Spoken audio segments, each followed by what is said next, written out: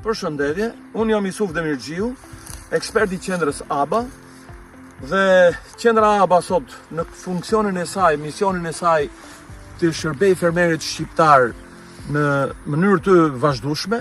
Jemi sot në njësinë administrative Seman të Bashkisë Fier për trajtimin e disa problematikave të teknologjisë kultivimit të asparagut.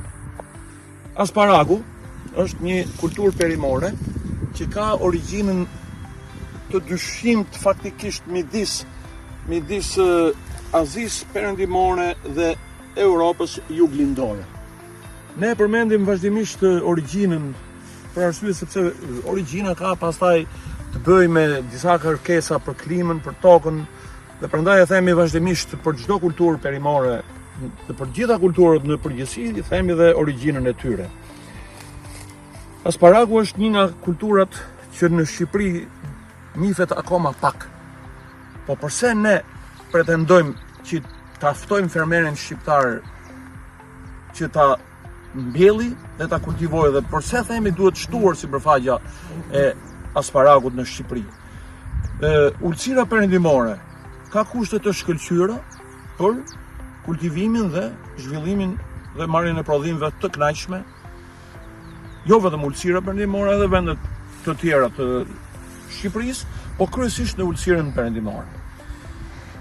Si kulturë perimore ka vlerat jashtëzakonshme sepse ka shumë antioksidant përgjegjëse për luftimin e qelizave kanceroze. Është me këtë veti kaq shumë pozitive. Ka vitaminën C, ka vitaminën K, përgjegjëse për sistemin kockor. Bën forcimin e sistemit kockor të njeriut duke eliminuar sa më shumë mundësinë e thyrjes kockave. Me kalimin e moshës natyrisht që fillon edhe problematika.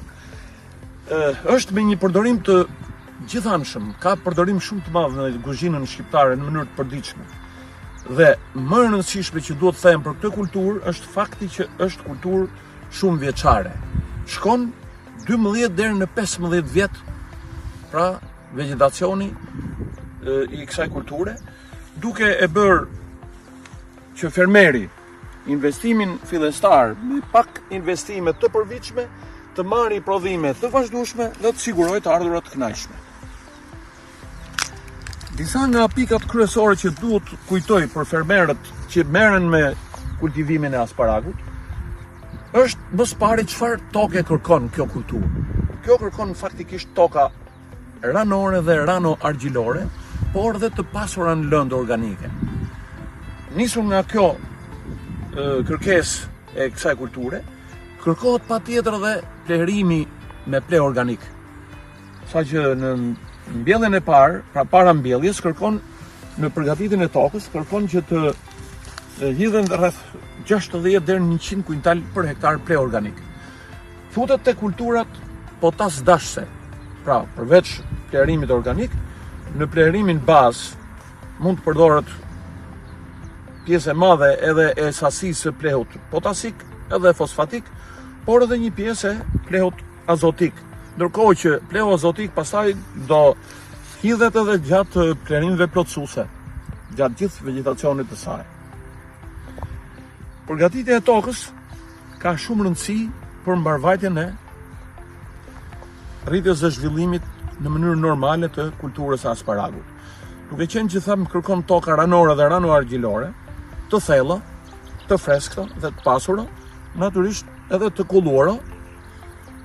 Si kërkesë të veçantë, kjo kulturë kërkon lagështirën ajrore. Në mungesë lagështirës ajrore, kërcejt tulor, që janë pjesa e ngrënshme e kësaj kulture, mund të bëhen më të holla dhe më me shumë celulozë dhe natyrisht që bie vlera dhe cilësia e prodhimit. Kjo gjatë gjithë vegetacionit kërkon prashitje, heqjen dhe luftimin e barave të këqija, ujitjet her pas hershme, dhe kërkesën më të mëdha për ujë ka në momentin e mbjelljes së kërcejve fidanën thojza, dhe në momentin e formimit të kërcejve tulor, pjesa e ngrënshme pra e asparagut. Karakteristikë tjetër dhe që duhet ketë parasysh fermeri. Më së pari duhet përgatitur materiali mbjellës.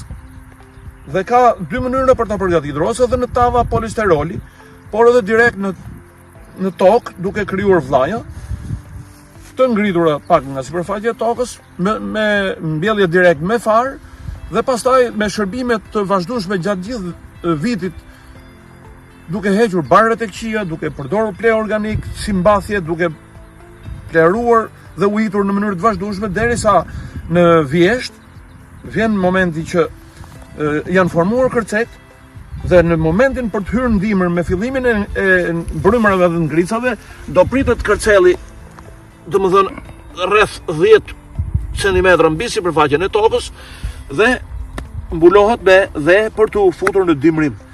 Këta janë të gatshëm pastaj si material mbjellës në fillim pranverës për t'i mbjellë në vendin e përhershëm. Pse ja lëvërdis fermerit merret me këtë? Ja lëvërdis sepse mund të marrë prodhime gjatë gjithë periudhës nga marsi dhe prilli dhe deri në fund shtator tetorit.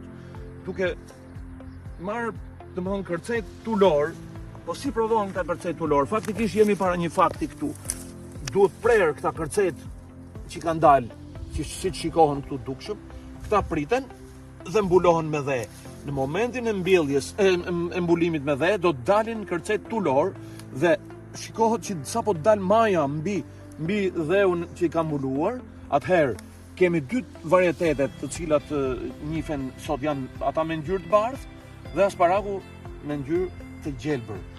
Ata me ngjyrë të bardhë do duhen patjetër të jenë të mbuluara për etiolim, sepse natyrisht realizohet më mirë ajo ngjyra tipike e varietetit.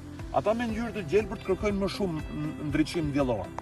Dhe në momentin që shikohen majat mbi pjesën e mbuluar, hiqen dhe rishtja dhe pritet rrafsh duke marrë kërcelin lulor të përdorshëm.